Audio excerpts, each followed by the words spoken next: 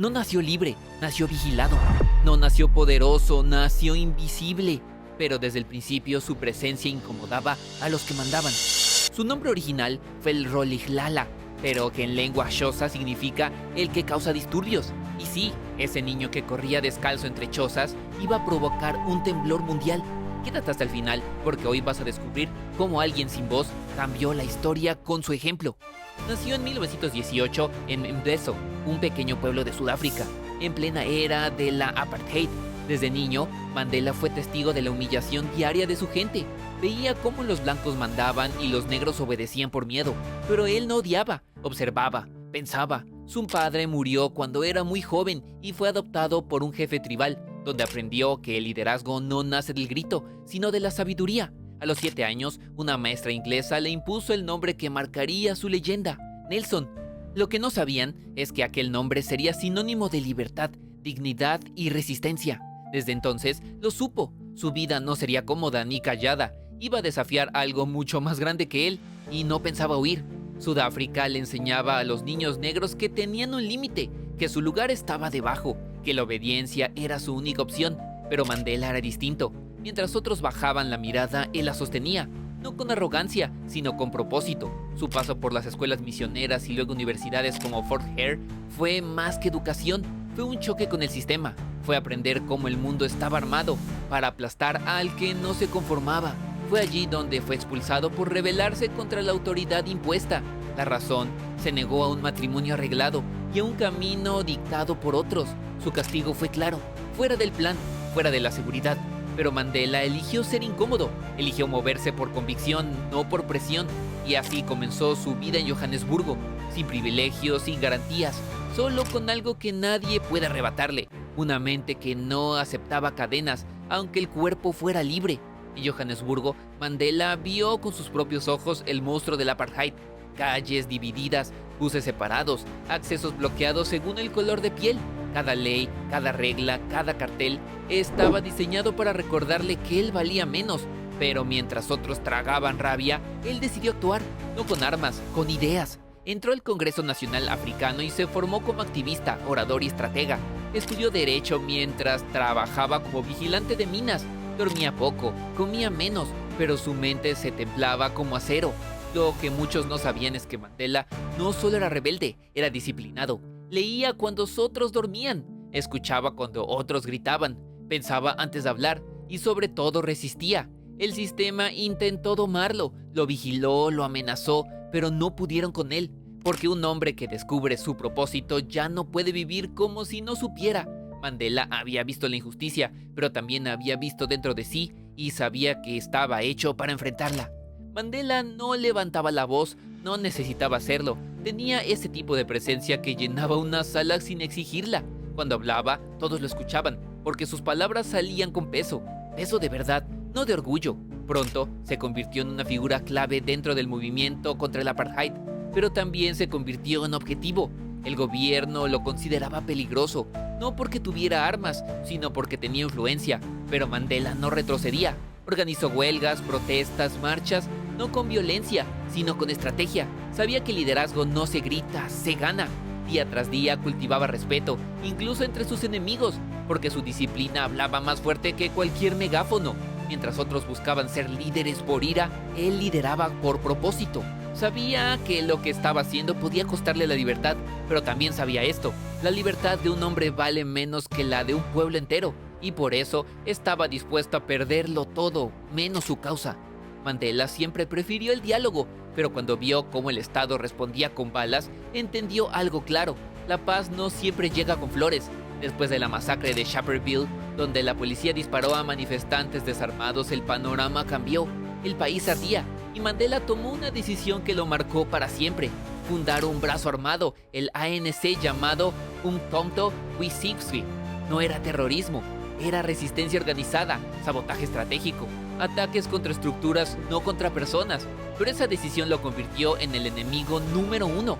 Comenzó a vivir en la clandestinidad, dormía en escondites, usaba disfraces, cambiaba de autos. Le llamaban el hombre negro más buscado del país, pero no era miedo lo que lo movía, era deber. Mandela no se convirtió en un mártir por accidente, lo hizo por convicción. Sabía que tarde o temprano lo atraparían, y cuando ese momento llegara no correría, porque su libertad valía menos que la dignidad de su gente.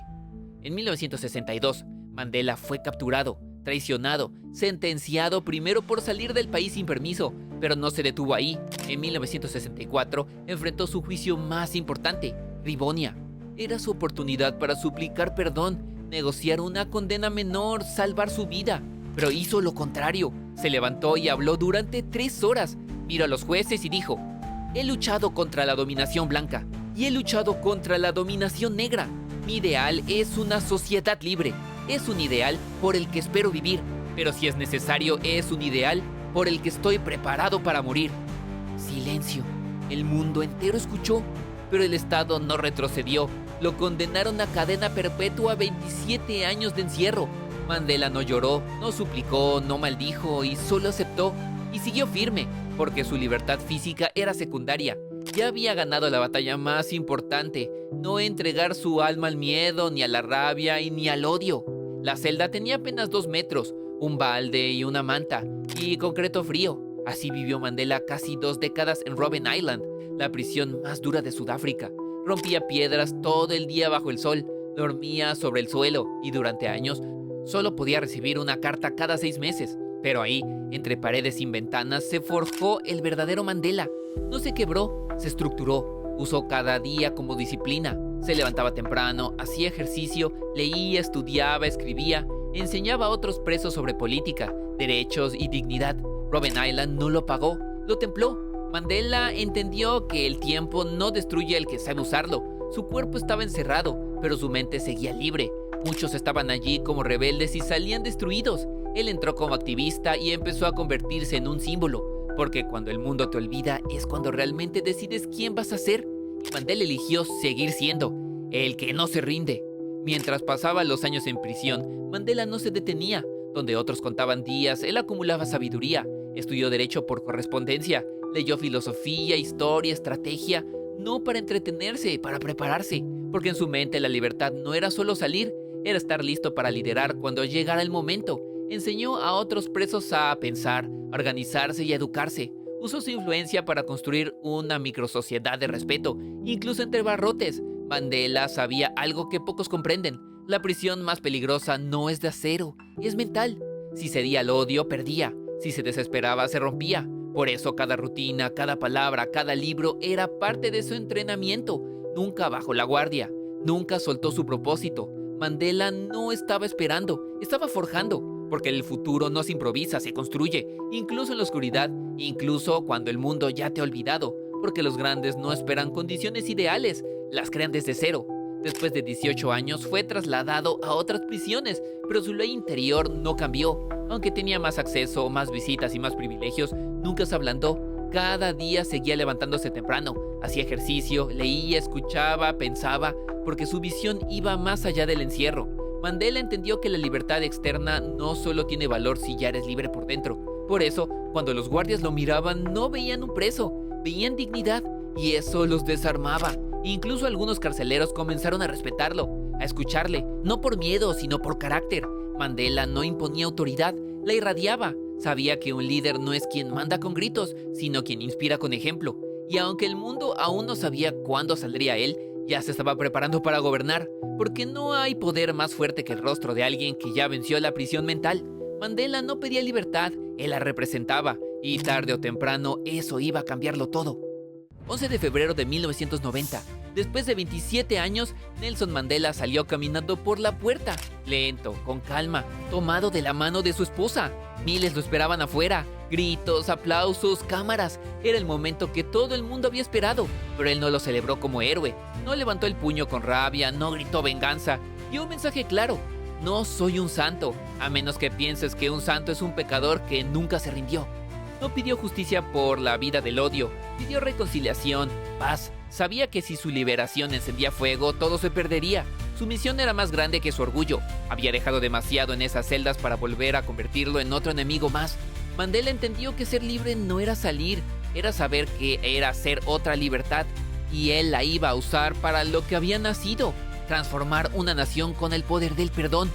Salir de la prisión solo fue el comienzo. El país que Mandela encontró era una bomba de tiempo. odio acumulado, grupos armados, venganzas listas. Algunos querían verlo pelear, otros querían usarlo como símbolo vacío, pero él sabía que no podía liderar desde la emoción.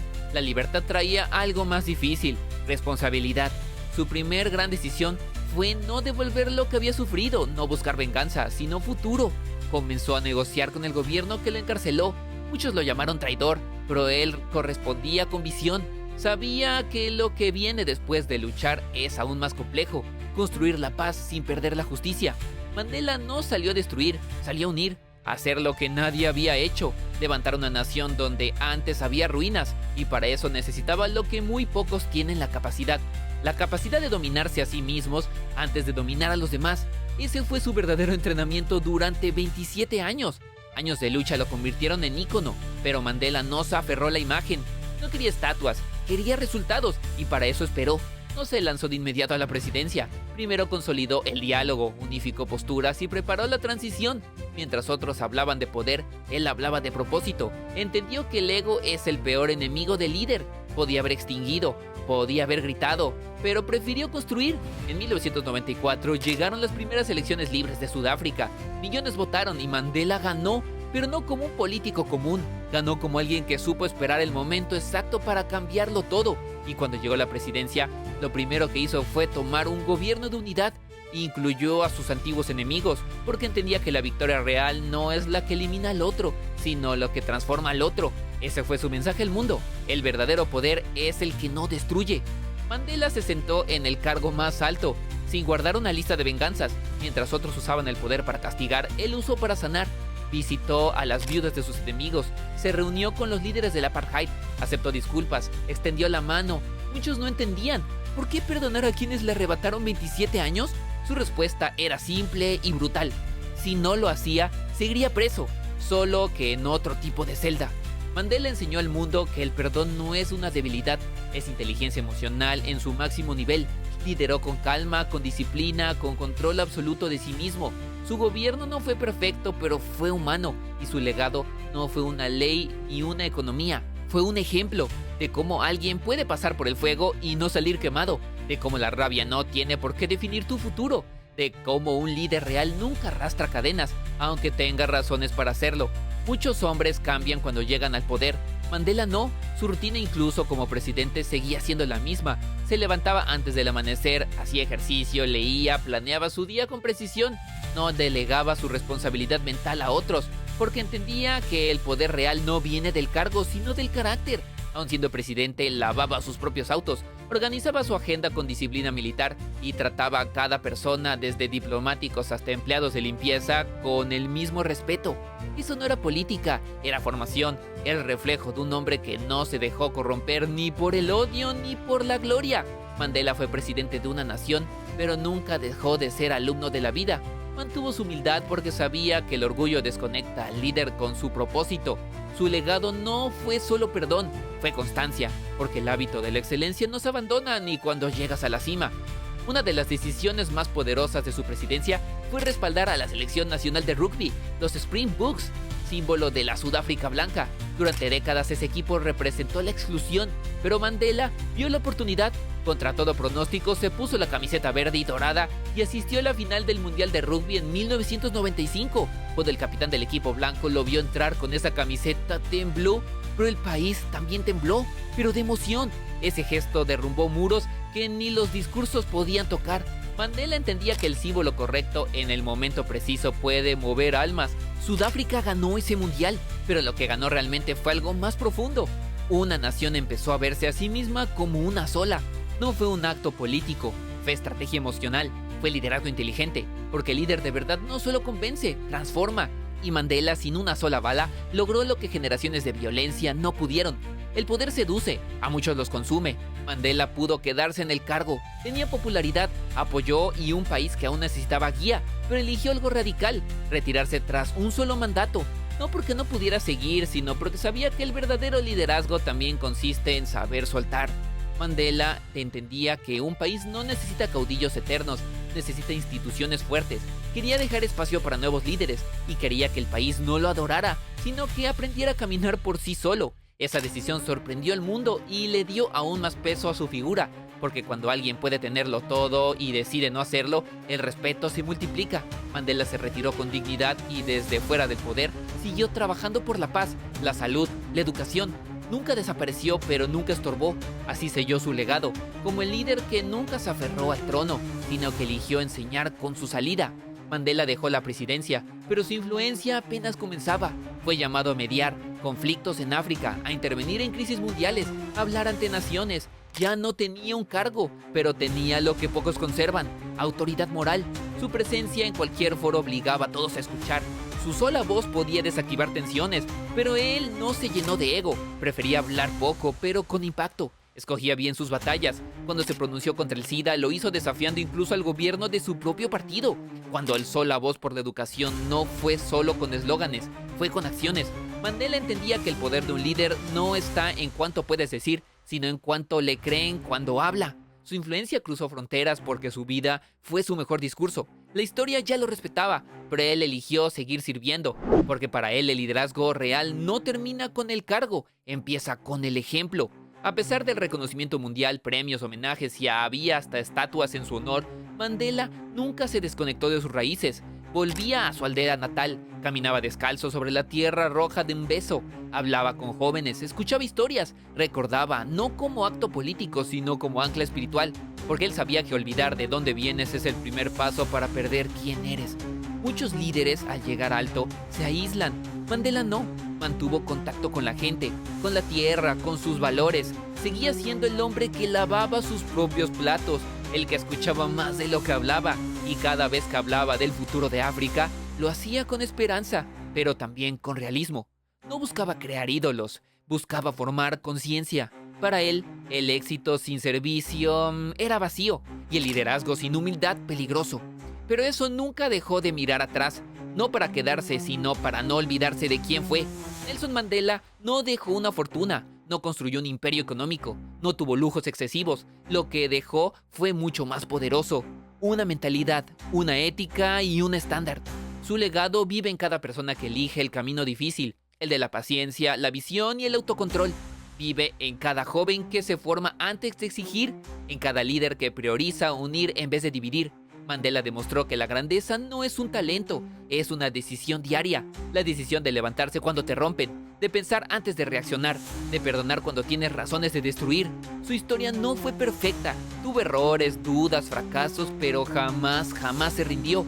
Y por eso su nombre quedó en la historia, no como un político, sino como un ejemplo, porque cuando el cuerpo cae, el legado queda. Y Mandela no vivió para sí mismo, vivió para mostrarle al mundo lo que pasa cuando el carácter se vuelve más fuerte que el dolor.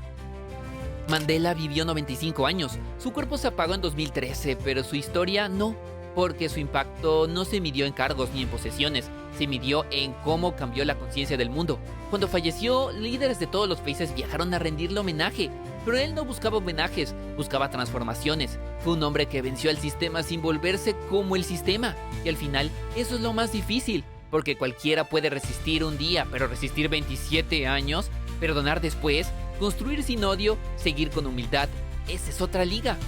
Mandela no fue perfecto, pero fue valiente, fue disciplinado y fue fiel a su causa. Cuando murió dejó una pregunta flotando en el aire: ¿y tú qué vas a hacer con tu libertad? Porque si su ejemplo no nos inspira a cambiar, fue solo una historia. Y él no vivió para ser historia, vivió para que tú te conviertas en la tuya.